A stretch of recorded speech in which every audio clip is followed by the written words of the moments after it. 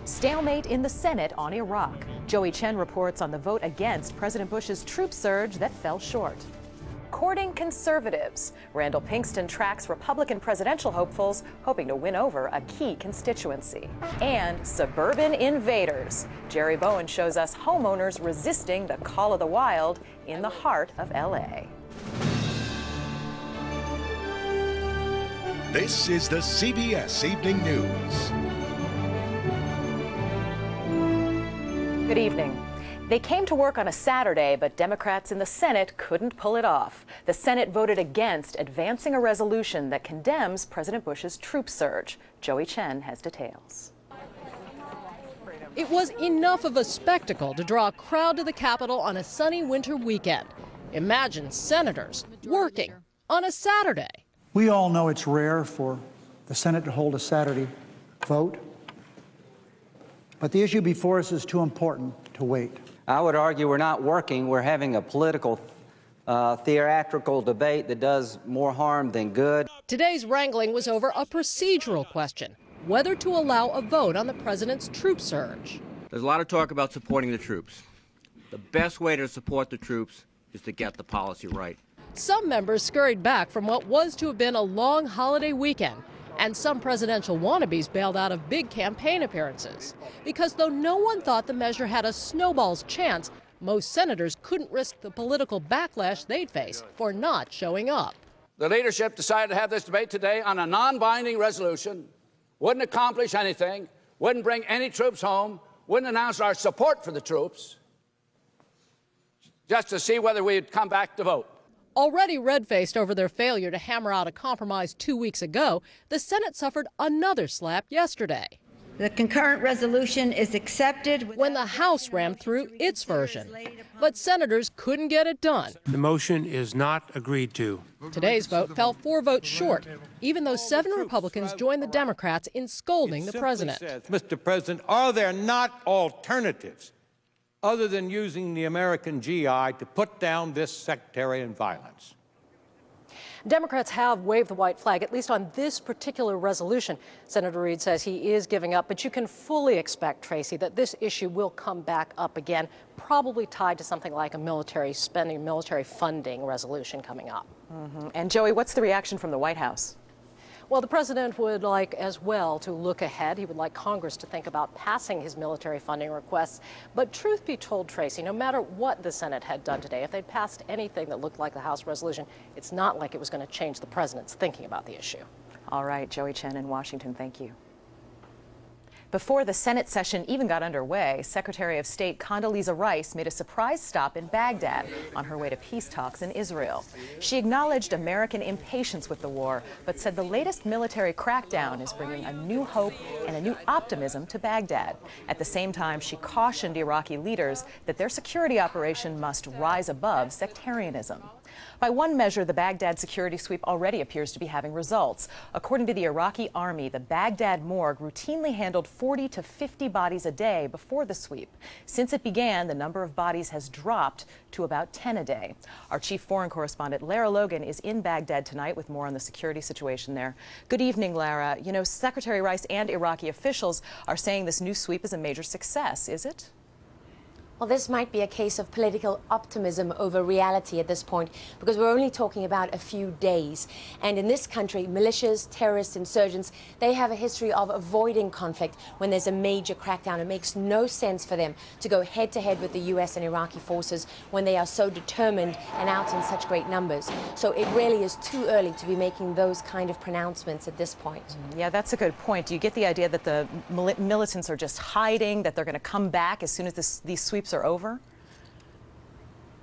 Oh, there's no question that mid to senior level leadership amongst the militias and amongst the insurgents have fled the city of Baghdad. They've moved to other areas. This has been very obvious over the last few weeks. The whole world has known that the Baghdad security crackdown is coming. They know it. They've moved their weapons out, and they're clearly waiting for the moment to come back. Now, Secretary Rice has cautioned Iraqi officials that in these sweeps they need to, quote, rise above sectarianism. Do you get the feeling that that's going to make a difference? Well, they have to target both Sunni and Shia areas, but the extent to which they target the Shiite areas is questionable. And more than that, the loyalty of the Iraqi security forces, the police and the army, are in many areas of Baghdad, particularly Sunni areas, seen as being the militias. There is no separation for many Iraqi people. And how they overcome that still remains to be seen. And many people here don't believe the security forces can overcome that. All right, Lara Logan in Baghdad, thank you.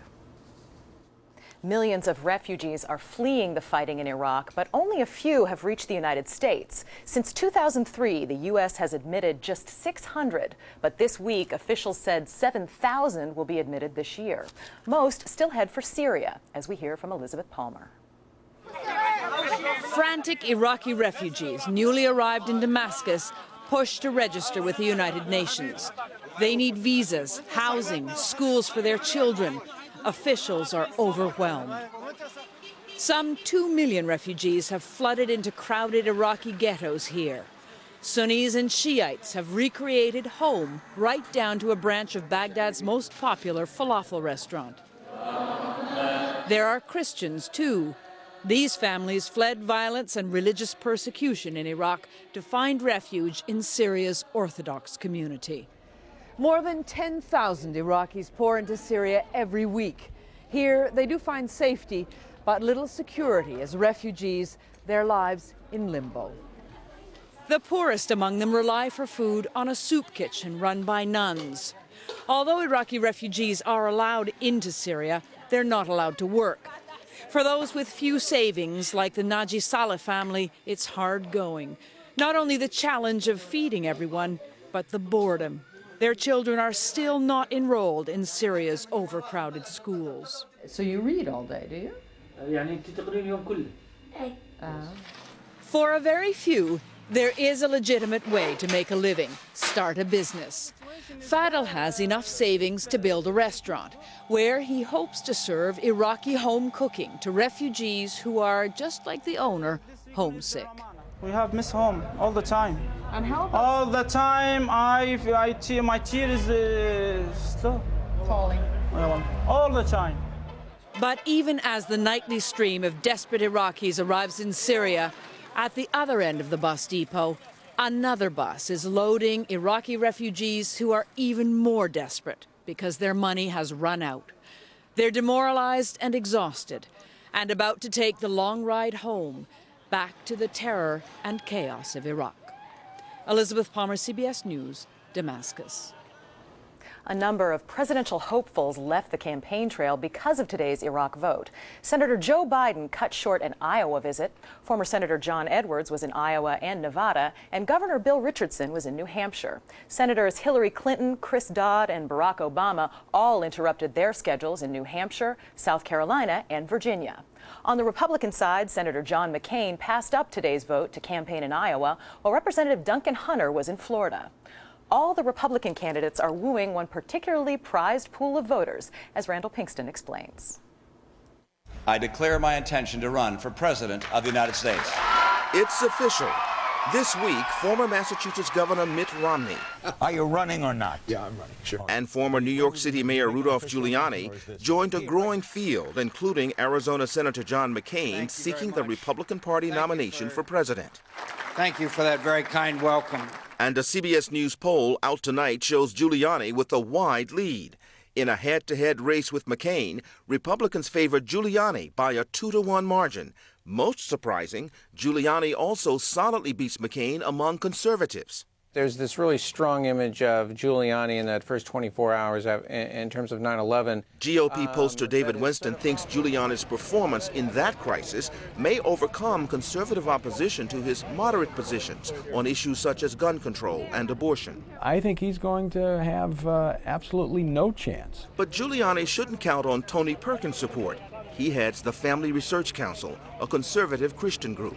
If there are certain threshold issues of being, pro-life and supporting the sanctity of human life, then you're not going to get the support of social conservatives. Conservatives also have their doubts about McCain for his moderate positions on immigration and gun control, and they question Romney's commitment to the anti-abortion cause. While most of the media spotlight on the GOP has focused on McCain, Giuliani, and Romney, there's another name from the Republican Party's glory days who might get even more support from social conservatives: former House Speaker Newt Gingrich. Gingrich says it's too early to announce, but when his name is added to polls, he immediately becomes a strong contender.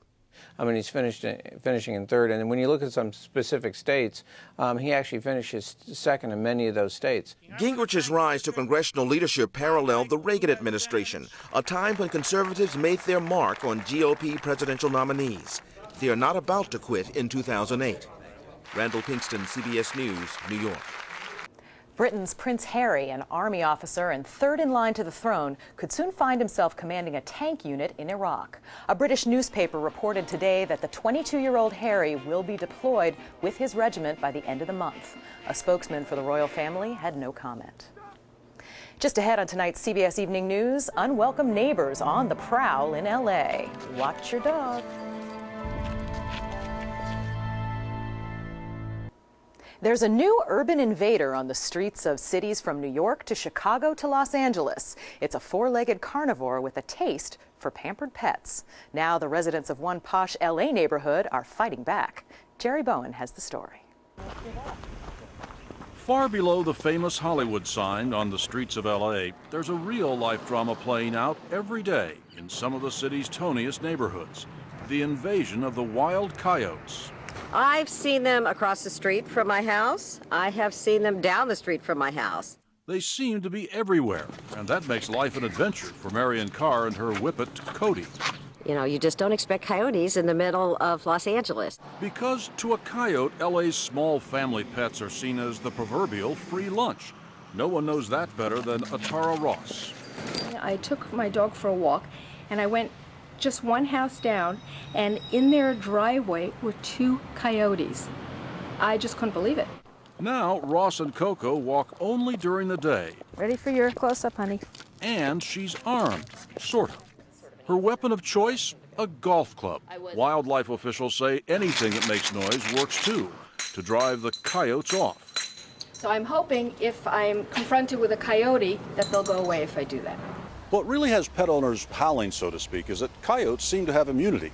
Animal control will pick up roaming dogs, but they don't do coyotes. And wildlife officers say they can't help either. State law requires that once you take one into your custody that you're supposed to destroy it. We don't want to kill any wildlife. We want to try and create some harmony and balance. Taking the animal away also doesn't preclude another one from coming around. So the coyotes are roaming ever wider in search of food. The city streets have become a wildlife refuge, and it's the pet owners who feel trapped. They are not domestic dogs. They are not relatives. They are not friendly. They are predators. And now they're part of the neighborhood. Every time I see someone walking the dog, we ask each other, have you seen any coyotes? It's become part of the neighborhood routine here. A routine that includes walking little Coco. Coco, come on. Armed and ready.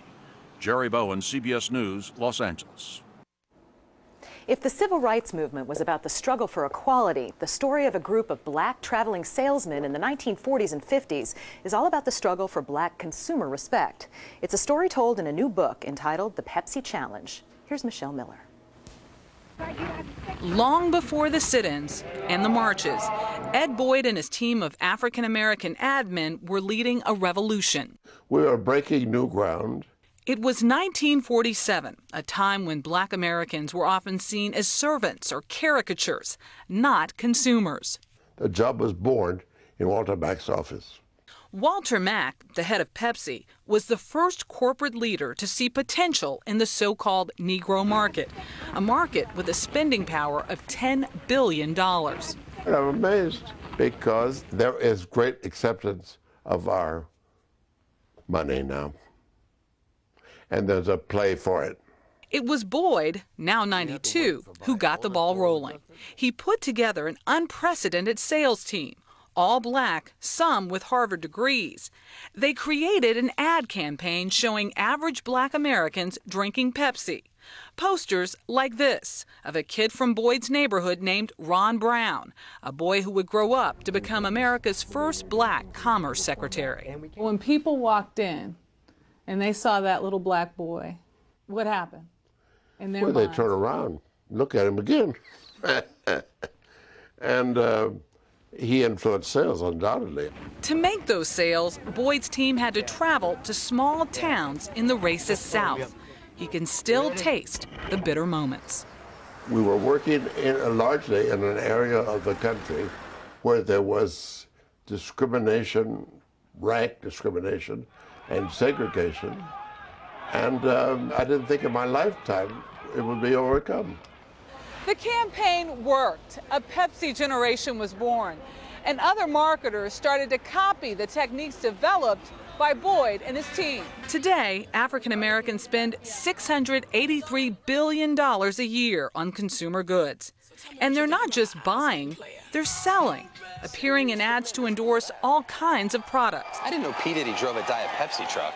We've come a long way, baby, to get where we got to today. I'm Tracy Smith, CBS News in New York. Good night.